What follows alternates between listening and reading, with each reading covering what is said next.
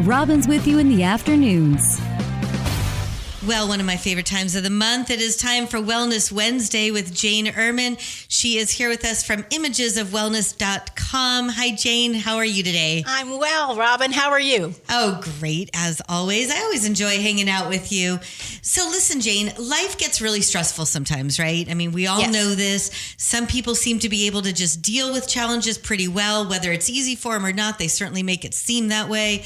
Others really kind of struggle with worry to the point of feeling anxious and some to the point of having a panic attack even. There's a number of prominent athletes and performers that have shared about their panic attacks. What can you tell me about anxiety? Anxiety is a normal emotion. It's helpful when we're facing a situation that we're worried about, something that we're afraid we can't handle or that things might go wrong. Anxiety and fear actually go together. Today, I want to talk about general anxiety. That's different than anxiety due to trauma or post-traumatic stress. Right. An example of general anxiety is an athlete being nervous before a game, worried he or she will make mistakes, won't play well. Or the student that worries that they won't know the answers on an exam. Yep. Yeah, I was one of those. I've got college-age kids that I definitely have gotten those texts. Okay. Another example is the person who's anxious about flying on a jet. It's normal to feel anxious about, am I going to get to the airport on time? What's traffic going to be like? And wondering when the flight will take off. Will it be on time? And how far is the gate for the connecting flight? All those kinds of worries. Well, if getting a little anxious is okay, it seems to me, that's normal and you can't cure normal. But when does anxiety become a problem? That's a great question. It's when fear and worry get out of control with distorted thoughts and imagining all the things that could go wrong. That creates anxiety. And they begin to believe that that's what's going to happen. The athlete is in their head imagining taking a bad shot, not focusing, and then in the game they play poorly. Maybe they didn't play well in the game last week or whenever it was, and now they're reliving that event and projecting it into playing poorly in the upcoming game. They start thinking if they don't play well, they'll end up on the bench and maybe they won't get to play. You see that? And then the student that's stressed to the point... Sounds very circular. Oh, yeah. So the student that's stressed to the point that they can't focus and concentrate on the test, then they start to second guess their answers. And when I used to teach, I'd see where they had, erased the answer and that was the correct answer. Yep. If they would just leave it alone. I've seen it so many times. Yeah, so they start to imagine that their mind is going to go blank and they'll fail the test. And if they fail the test, they'll fail the course. They'll flunk out of school. They won't be able to get the kind of job they want. You see where this is going? Yes. Mm-hmm. And the traveler won't fly anywhere because he or she imagines the worst and are overwhelmed with fears of missing flights, big delays, or that the plane will crash. What you give attention to gets stronger. So generally, people who struggle with anxiety have great imaginations. Well, that's a positive way to frame it. Yeah, it is a great imagination. Are they using it in the right way? No. The issue that they are letting their imagination deal with is getting out of control. And this is the interesting thing scientifically. The brain is wired for negativity. It's part of our survival mechanism to consider what might go wrong so that we can figure out how to solve it. The problem is when an anxious person gets stuck on what can go wrong, thinking, what if? And I say to people, if a sentence starts in your head or comes out of your mouth with what if, and it doesn't shift to, well, then I will, you're in trouble. Right. So the mind can't tell the difference between what you're imagining and what's happening in real time. It responds the same to both. So if you're wazzed out, stressed about an exam, but you're sitting in your living room, you're not even taking the exam at that moment, but your mind doesn't know that. So the athlete that's anxious about the game, but is at home, is stressing out about it, and it's not even happening. The same thing with the traveler and the student. They're stressed out imagining the worst. And in reality, they're not even there. They're in their heads. So just because you have a thought doesn't make it true. Thoughts are like rocks on a conveyor belt. You don't have to pick each one up and play with it. When you start to think anxious thoughts, stop, breathe, and shift your thinking to solutions and positive self-talk. Right. It sounds like there's probably a healthy amount of worry, but if you're at home worrying about things that aren't even happening yet, that's where it's sort of gone awry, if you will. Now, if you're just tuning in, I'm talking with Jane Ehrman from imagesofwellness.com. We're discussing anxiety, and I'm curious, Jane, what exactly is a panic attack? How can it come just out of the blue? I've gotten a few texts from my daughter, my college-age daughter, who actually wrestles with anxiety as well, and has told me, Mom, I'm about to go to class and I'm feeling a panic attack coming on. Okay. What does that mean? All right. So when a person is experiencing high anxiety, some of the symptoms are that they might start to hyperventilate, breathing too fast, shallowly, but too fast. But usually breathing is shallow, or a person holds their breath to help keep their emotions in check. Blood pressure goes up, heart rate goes up, muscles get tense. The body goes into what is called fight or flight mode. It's ready to run like crazy, fight like heck, or freeze. Here's the important thing here. The brain needs 20% more oxygen than the rest of the body.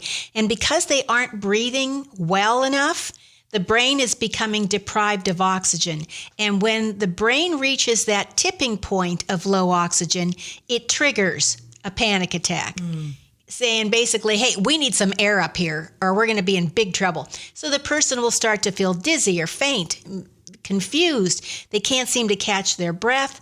They may have pain in their chest. I've had a couple of panic attacks. They are not pretty feelings. And I remember feeling like maybe I'm having a heart attack, but it was a panic attack. They feel shaky, nausea, feeling cold or hot. So about people thinking that panic attacks are spontaneous, research has been done where they have taken people who have experienced this panic attacks coming out of nowhere. They wired them and monitored them. And what they found was that actually things start to begin about an hour before the panic attack occurs.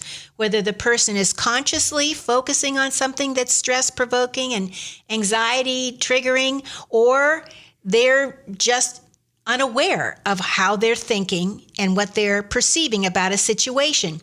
The person's heart rate starts to go up, their skin temperature starts to go up, and their respirations drop, meaning they are breathing shallowly or beginning to hold their breath. So that's getting, again, to that tipping point of not enough oxygen to the brain. And that causes enough of a trigger that they'll go into the panic attack. So we've noticed that a number of professional athletes, artists, and performers have shared that they've dealt with panic attacks and anxiety. It's a more common issue than you realize. And several have spoken publicly about their challenges, and it's raised a lot of awareness because I think many people who experience anxiety and panic attacks are embarrassed. Right. Why can't you handle it? Yeah. And it happens for a variety of reasons, and you may need some help. In the sports comedy series, Ted Lasso has a panic attack. Absolutely. It's one of my favorite things about that show. Not that he does that, but it makes him so human and relatable and added a totally different layer to his character, I thought. What can we do to stop a panic attack if we're ready to walk into class and we feel one brewing? Okay. So the first thing to do is get out of your head. It's usually a bad neighborhood when you're thinking because you're thinking negative, upsetting things. Get out of your head. Get in the moment. Focus on breathing slowly. Count to 5 as you breathe in. Count back down to 1 or 0 or whatever as you exhale. So like this. Breathe in. 1, 2, 3, 4, 5. Exhale from your mouth. 5, 4, 3, 2, 1. And imagine breathing in and you're gathering that uncomfortable, edgy feeling. And as you're breathing out, you're letting it go. Another thing you can do is say to yourself, in this moment, I'm okay. Because it's true. Your hair's not really on fire. The worst isn't happening. In this moment, I am okay. And do that breathing.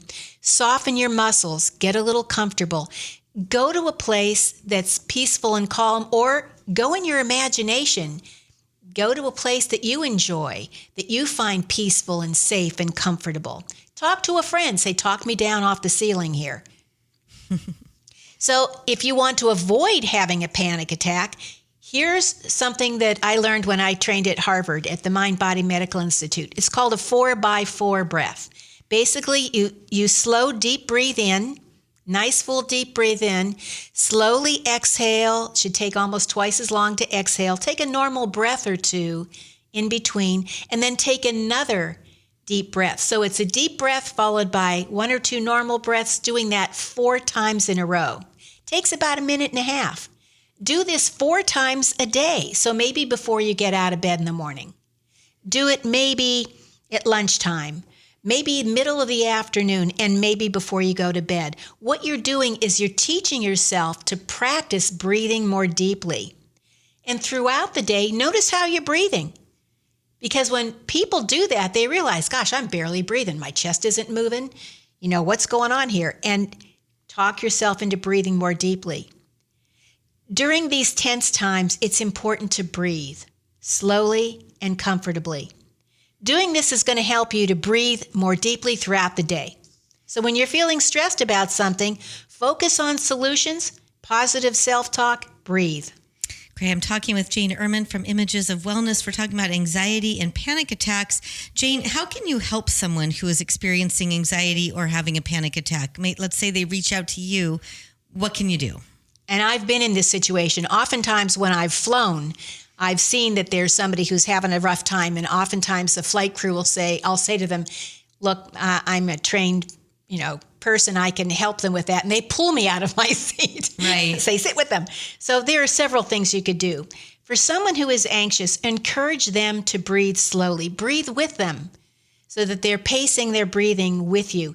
Help them to focus on solutions rather than their worries. It's important to avoid telling them to calm down. Nobody has ever calmed down when someone's told them to. Think about it. Right. Okay?